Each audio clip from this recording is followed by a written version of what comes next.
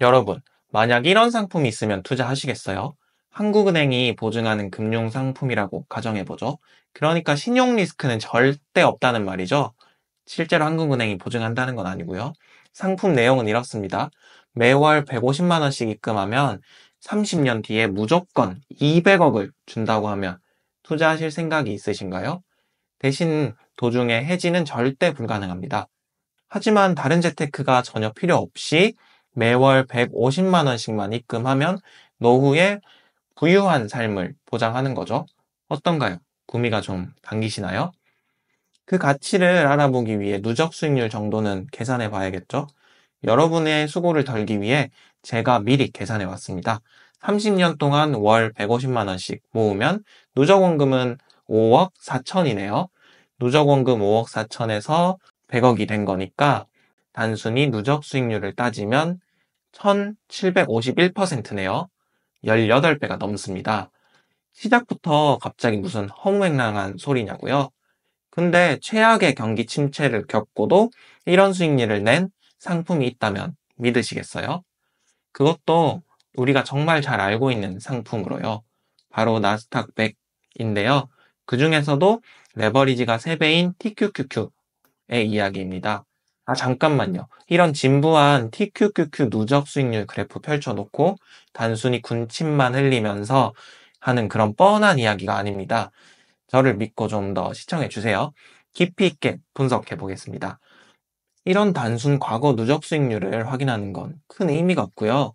제가 이번 영상을 통해서 말씀드리려는 건 투자를 처음 시작하는 사람, 특히 사회초년생들이 가지고 있는 두 가지 강력한 무기를 최대로 활용해서 금융시장에서 필승하는 뉴비 투자 전략을 보여드리려는 겁니다. 당연히 그냥 전략만 알려드리려는 게 아니고 시뮬레이션 결과도 함께 보여드릴 거니까 영상 끝까지 시청하시고 성투하는 전략 맛보고 가세요. 사회초년생들이 가지고 있는 최대 무기, 첫 번째는 바로 시간입니다. 시간이 약이다. 이런 공허한 소리 절대 아니고요.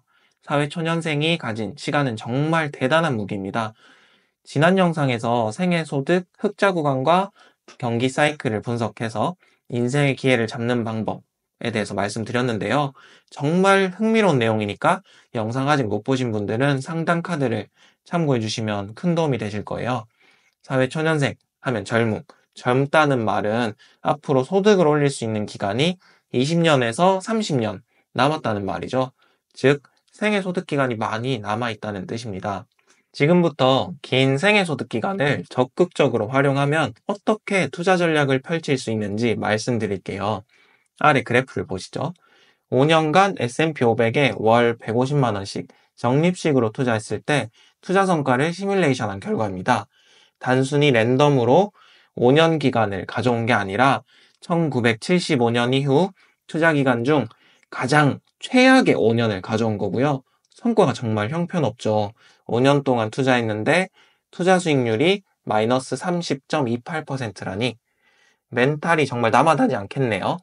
투자 원금이 9천만 원인데 5년 후 내 자산은 6,275만 원 밖에 남아있지 않은 겁니다. 심지어 그 좋다는 S&P 500에 투자했는데 말이죠. 근데 여기를 조금 바꿔서 이건 어떤가요? 투자 기간을 30년으로 늘렸습니다.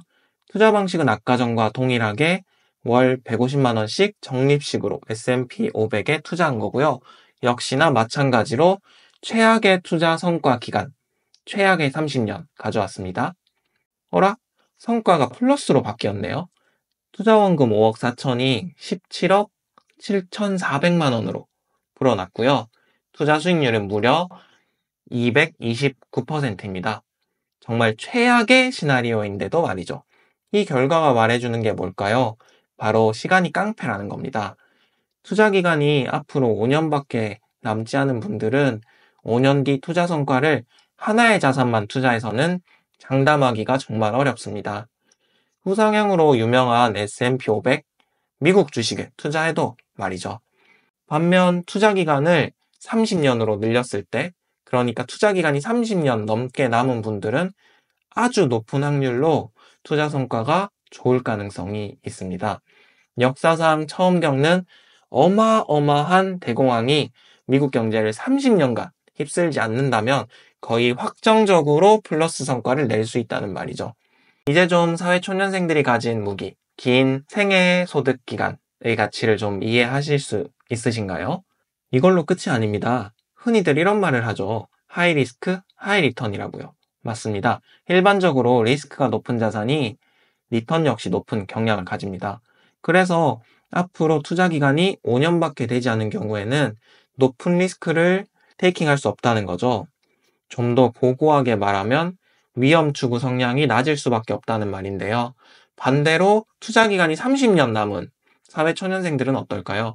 높은 리스크를 테이킹할 충분한 무기를 이미 가지고 있는 겁니다. 이 그래프를 한번 보시죠. 아까 전과 동일한 방식으로 적립식 투자한 결과인데요. 대신 자산만 S&P 500에서 TQQQ로 변경했습니다. 투자 기간을 5년으로 했을 때 최악의 결과 수익률이 마이너스 77.18%입니다. 5년을 투자했는데 남는 게 거의 없죠. 빈 깡통이 될 수 있다는 겁니다. 반면 30년 투자하면 어떨까요? 다시 한번 말씀드리지만 정말 30년, 최악의 30년입니다. 최악의 시나리오임에도 불구하고 수익률이 무려 14,693%입니다. 투자원금 5억 4천이 799억으로 어마어마하게 불어난 게 보이시나요? 투자 기간이 긴 사회 초년생들만 할 수 있는 투자 전략입니다. 진짜 젊음이 깡패인 이유죠. 이 정도면 긴 생애 소득 기간이 얼마나 어마어마한 무기인지 확실히 알게 되셨나요? 저는 주로 다른 영상들에서 자산 배분 전략을 활용하는 방법에 대해서 말씀을 많이 드렸는데요. 자산 배분 전략 정말 중요합니다. 투자 기간이 짧으면 짧을수록 리스크 관리는 정말 필수죠. 왜냐하면 지금 저희가 어느 시점, 그러니까 장기 트렌드 대비 고점인지 저점인지 아무도 알 수 없기 때문입니다. 근데 생애 소득 기간이 긴 사회 초년생이라면 자산 배분 전략을 생각하기보다 그에 앞서서 긴 투자 기간을 활용한 리스크 테이킹 전략을 활용하는 게 좀 더 유용할 수 있습니다. 이어서 이 그래프 보시죠. S&P 500의 월 단위 수익률의 변동성인데요. VAR 5%가 마이너스 1.62%라고 이렇게 써 있네요. 이게 단순한 숫자로 보이신다면 정말 큰 착각입니다. VAR 5%는 시장이 5% 확률로 붕괴됐을 때 한 달이라는 기간 동안 잃을 수 있는 손실률을 의미하는데요. 예를 들어 내 투자 원금이 10억이라면 시장이 붕괴됐을 때 한 달 만에 내 자산이 1,620만 원 이상 사라질 수 있다는 말이죠. 결코 호락호락한 수치는 아니죠. 반면에 투자 원금이 1,000만 원인 경우에는 어떻죠? 한 달에 사라질 수 있는 금액은 16만 2천 원입니다. 이 정도면 오마카세 한번 안 가고 핫도그로 때우면 그만인 금액이죠. 많은 시드는 투자 환경에서 시간과 함께 가장 큰 무기죠. 부정할 수 없습니다. 똑같이 10%를 벌어도 시드가 10억이면 1억을 벌고 시드가 1,000만 원이면 100만 원밖에 못 버니까요. 사회 초년생들은 아직 모아둔 자산이 없으실 가능성이 크죠. 이게 투자 시장에서 사회 초년생들이 갖는 가장 큰 약점입니다. 수익률을 아무리 높여도 수익금이 별로 크지 않으니까요. 근데 조금만 생각을 바꿔보면 이 약점을 역이용할 수 있습니다. 사회 초년생은 모아둔 자산, 즉 시드에 비해 소득이 훨씬 큽니다. 연봉이 3,400이라고 하면 월에 한 250만 원 정도 실수령액으로 받으실 텐데요.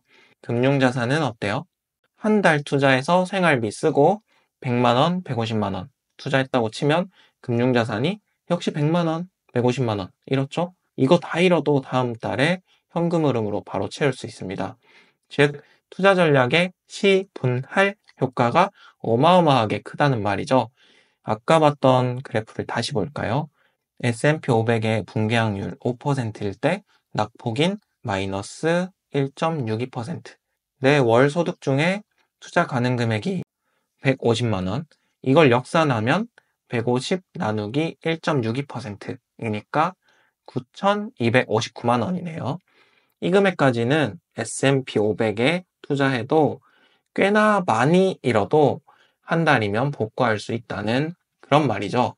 바꿔 말하면 시드머니 약 1억까지는 리스크 관리 거의 필요 없고 위험 자산에 몰빵할 기회가 충분하다는 겁니다. 자산 배분 전략은 안전 자산을 사고 싶어서 하는 게 아닙니다. 위험 자산을 안전한 방법으로 최대한 편입하기 위해서 하는 전략이죠. 만약 사회초년생처럼 투자 전략의 시분할 효과가 큰 경우에는 굳이 안전자산을 편입해서 위험을 관리할 필요가 없습니다. 위험 자산을 시간에 따라 분산 투자하는 것만으로도 위험 관리가 충분히 되기 때문이죠. 결론적으로 긴 생애 소득 기간과 높은 자산 대비 소득은 뭐다? 높은 위험 추구가 가능하다. 멘탈을 지키면서 높은 리스크는 높은 리턴, 즉 높은 수익률을 추구할 수 있다. 이 말입니다. 이제 막 생애 소득 흑자 구간에 들어온 사회초년생들이 갖는 그야말로 특권이죠. 지난 영상에서 사회초년생들이 투자를 통해 인생에 3번, 적어도 3번 오는 기회를 잡는 방법에 대해서 구체적으로 설명드렸는데요.